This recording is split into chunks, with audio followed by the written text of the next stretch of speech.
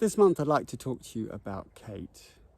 And Kate was working for Nestle. She was very successful. She'd been working there for most of her adult career.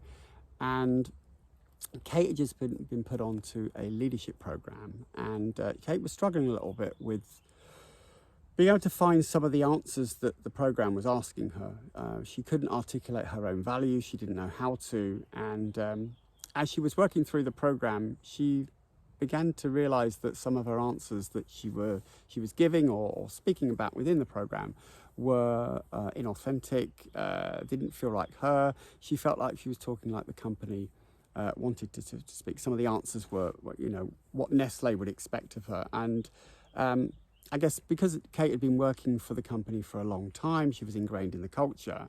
And Kate really wanted to step up and move into kind of her own arena, her own platform, her own authentic style, if you like. And that was really what Kate and I embarked on in terms of our program. Now, Kate was, by her own admission, a doer. She always got stuff done. She would be running around at 900 miles an hour. She never allocated any time to do this type of work. She wasn't comfortable talking about herself.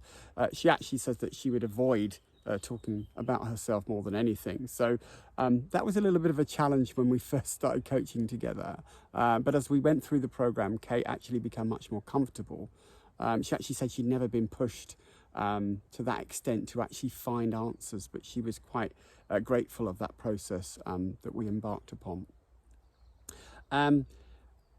She actually mentioned that as part of the program, she became much more comfortable talking about herself. She'd never really sat down and talked about herself before.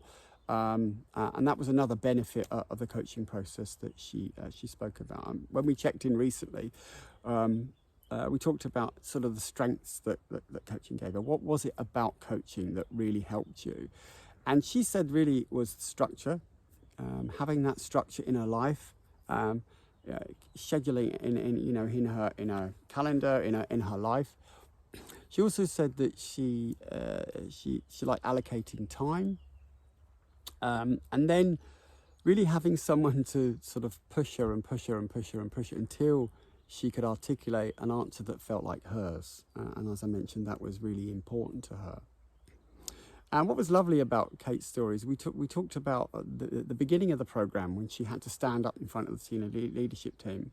She went in with her presentation, and she said she went in at 900 miles an hour. She didn't like talking about herself. She didn't enjoy the process. She couldn't wait for it to finish. And when she came to the end of the program, she decided, I don't know if it was before the program or before the presentation or just before she was going to go on. I can't remember now, but she said she decided not to go in with the presentation. She took her time. She stood up in front of the leadership team and she was authentic. She talked about herself, and for the first time, she said she enjoyed talking about herself, and she took her moment. And I think that's a wonderful, beautiful thing. That she learned how to do. And she said now because of the courage that she was forced to take to talk about herself, she now feels much more comfortable talking about herself. And as a result, she has become the authentic leader that she set out to be. And I think that's a wonderful story. Now, if any of that interests you and you'd like to find out more, then you can sign up to my newsletter via my website, or you can look out for me on my social media channels. And if you have any questions about coaching, then please feel free to reach out to me, and I'll be more than happy to answer any of them. Thank you.